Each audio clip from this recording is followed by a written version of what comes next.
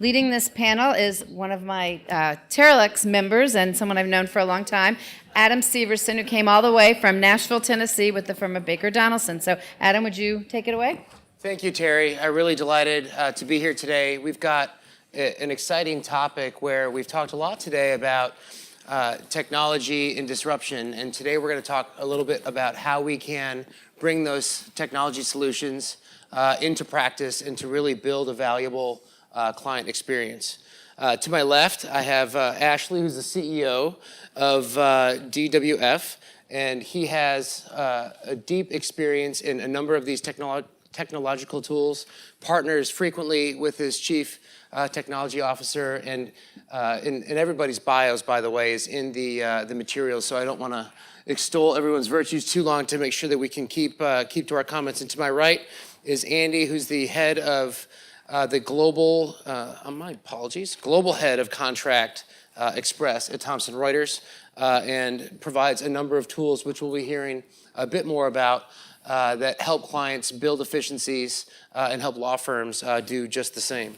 And then to my far right is Justin North, who is the founder of Jandersdean International and has worked and partnered with a number of consortiums and is a mentor with Law Without Walls, Legal Forecast, and the founder of APAC Legal Innovation and hashtag JD Horizon series. So clearly a meaningful and significant bench of knowledge here.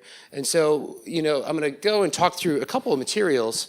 One thing that I found intriguing today is I stopped counting the number of times that AI was used throughout the course of the panels at about 20. And what we didn't do and what we thought we'd do as a place setter is talk a little bit about what is AI. Do we all have a good working knowledge of what that is?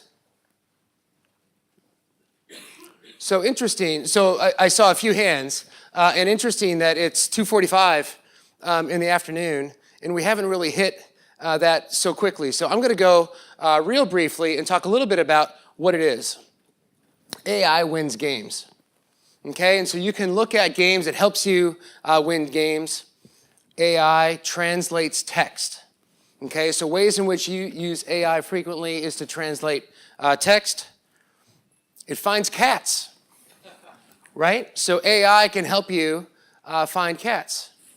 Interestingly enough, though, AI is not perfect.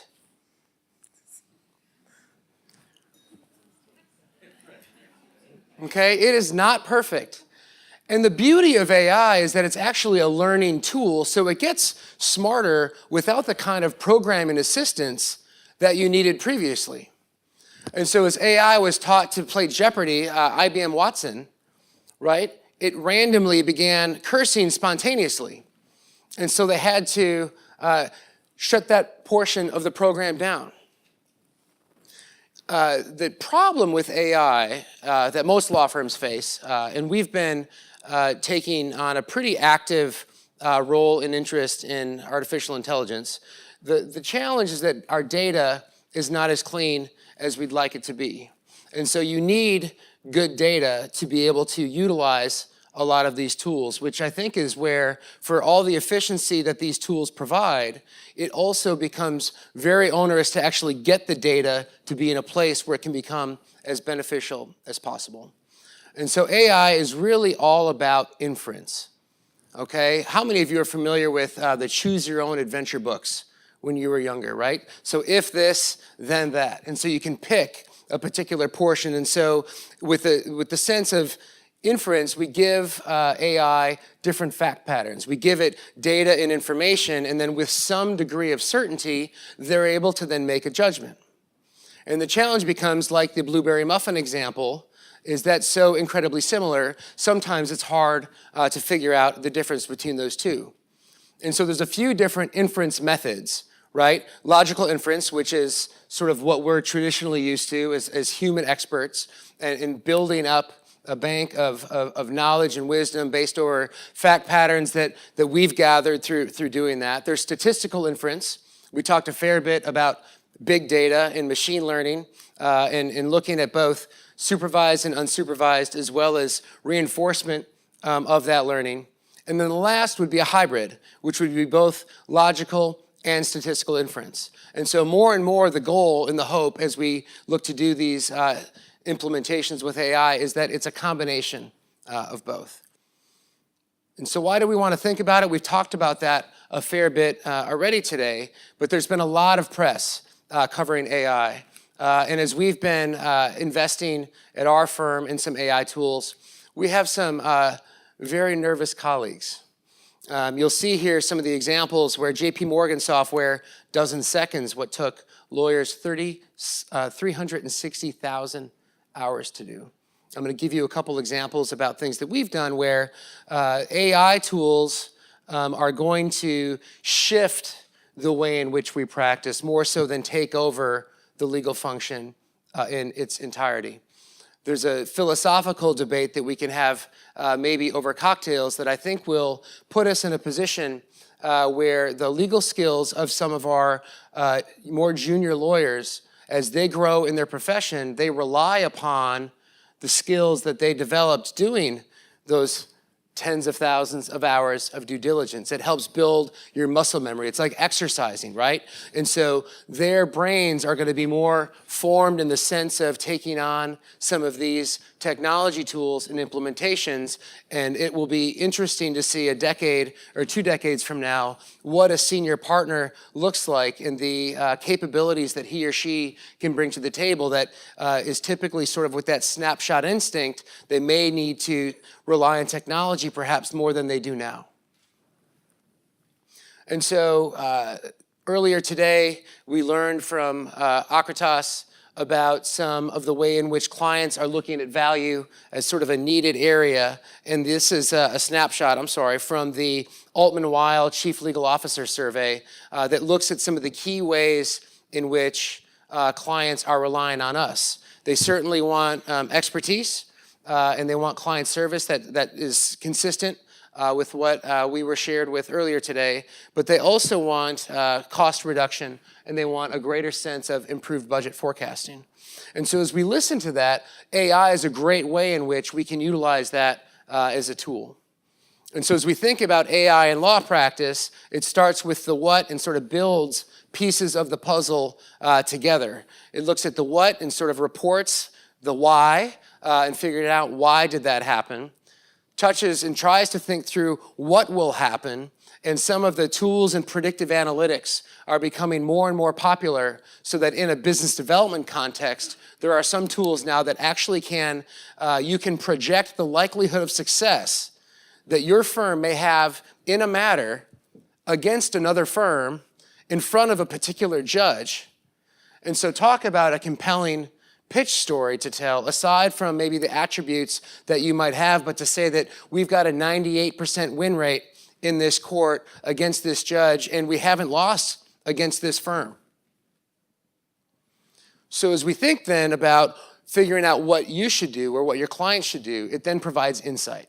And so as AI tools continue to evolve, there's this hype cycle with AI. And this hype cycle can sort of be taken in a number of different constructs. It's basically any sort of technological evolution. I love the quote and also feel badly for the fact the quote of the Nokia CEO that was referenced earlier. We didn't do anything wrong. We just lost. And so we want to make sure as a firm that we're not resting on our laurels and then all of a sudden finding ourselves in a place where we can't be competitive.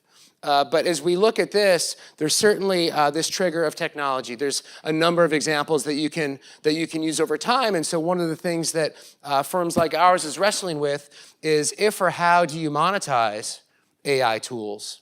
Or is it something that is considered to be table stakes?